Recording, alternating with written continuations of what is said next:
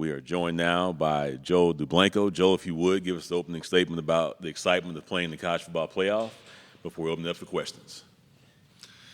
Yeah, well, I would just say, thank you to the Cotton Bowl for having us out here.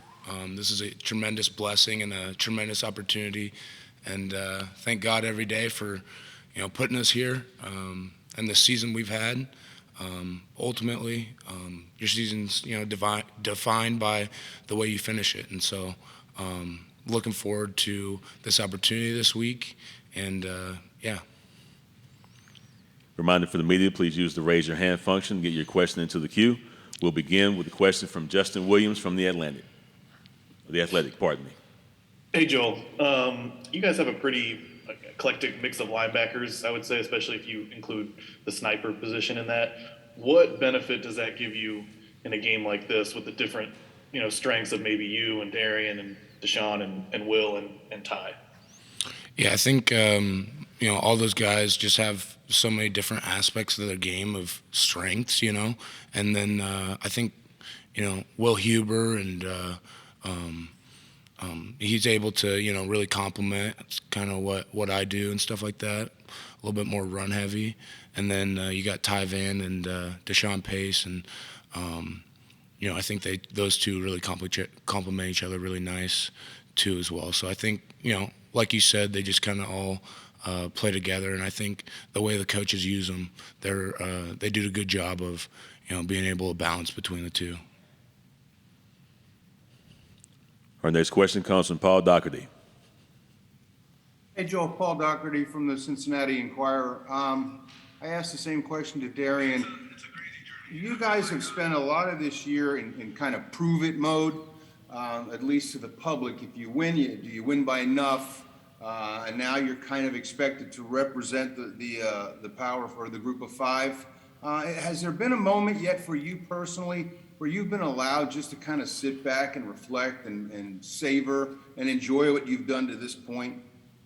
Yeah, absolutely. I mean, before this game, there's a good amount of time, and after the championship game, when all Cincinnati that was there, came out and rushed the field, that was an amazing moment, and just being able to sit back and take that in, that's an experience I'll never forget. But yeah, I think there's many parts of this season that there's been ups and downs and challenges, like you said, people trying to put expectations on us and try to tell us how we should or shouldn't play, or what's good or bad, or what we need to do to prove ourselves.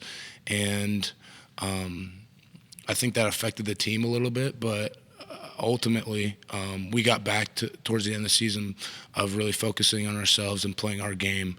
And so I feel like that's where we're at right now. We always play with a chip on our shoulder. We always feel like we're the underdogs. We're whether or not we're the returning champs for the AAC or not, we just always have that grinder kind of go after it type mentality. And so, yeah. Our next question comes from Joseph Hoyt. Hi, Joel. This is Joseph Hoyt from the Dallas Morning News. I asked Darian about this, and I kind of want to ask you too. How important is development within a program, specifically at Cincinnati? And then especially for someone like you who's played so much in your career, how much better are you today than you were when you first started playing as a redshirt freshman? I think it's night and day, the difference, of me and my transformation. I think a lot of it comes with maturity. I think the development at Cincinnati with Coach Fickle, especially as a linebacker and the defensive side of the ball.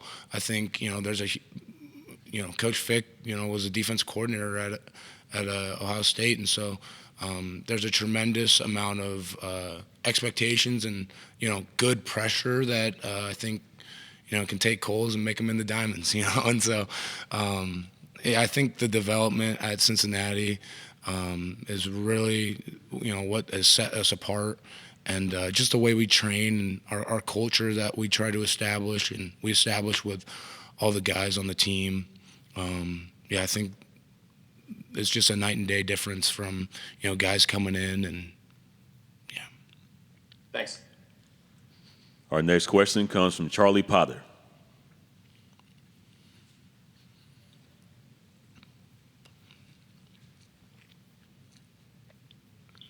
Yeah, hey Joel. Just wanted to ask you about Alabama quarterback Bryce Young. What stands out to you about his game? Well, he's not the Heisman for, no reason. He's really good. He's a really good ball player. Can throw the ball from multiple arm angles, and he's got a really pretty deep ball. Hardly ever misses on his throws. I think he can extend plays well, and buy some time for those deep routes to get open. And yeah, he's a really good quarterback. Like I said, he's the Heisman for a reason, and so it's a tremendous opportunity to be able to play a player of that caliber, and we're just really looking forward to it. Our next question comes from Johnny Congdon.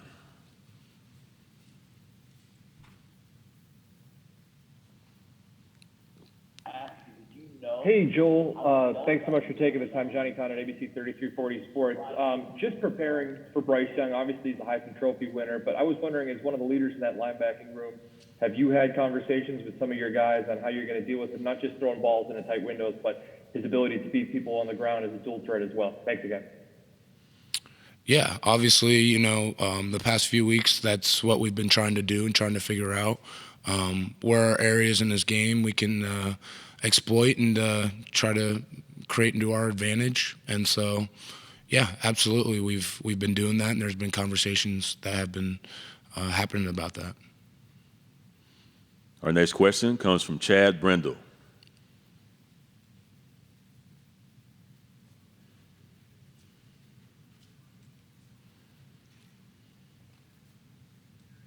There we go. I'm just curious, Joel, when you made the decision to come back for a 6th year, was this what you envisioned, or is this even beyond what your wildest dreams were when you decided to give it one more shot? I would like to say, after last year, yeah, obviously, I think this is what we're all aiming for. But definitely, when I first came here, in 2016, I was not thinking, making to the college football playoffs. Even a few years ago, I wasn't thinking it. But these last couple of years, we've been able to be in a position where we are in these conversations. And so it's a huge blessing to be here. Absolutely. How cool is it to be a part of that?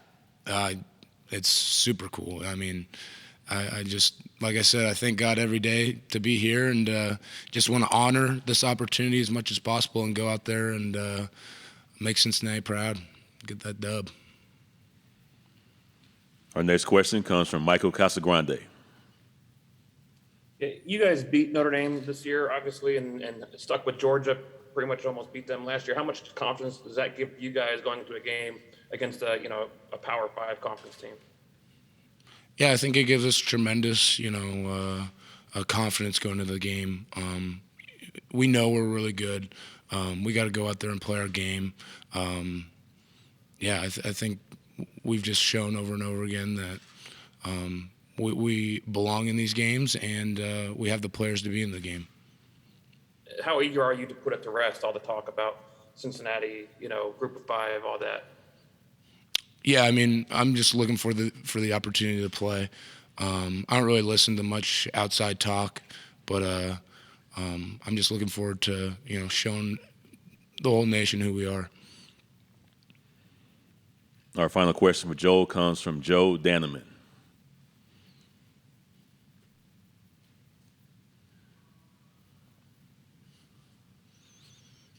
Hey, Joel, Joe Danneman, WXIX in Cincinnati. Very simple question, but I'm curious to hear your answer. I think anybody outside of this program looks at Alabama as one of the top brands in college football and such an explosive offense. I'm curious, as a defensive player, when you watch him on film and you prepare for him, is this the biggest challenge you've faced as a college football player going up against this offense? I would say yes, absolutely. I think them being able to be a high-powered offense, just like you said, you never know when they're gonna, make that explosive play and that big play to completely blow up in the game. And so that's the dangerous part about them and why they've been so good. They have athletes all over the field. Obviously, they like some guys more than others, but every guy on the field can play, and from top to bottom. And so, I would absolutely agree with that statement. Thanks. Joe, thank you very much. Best of luck on Friday. Thank you very much.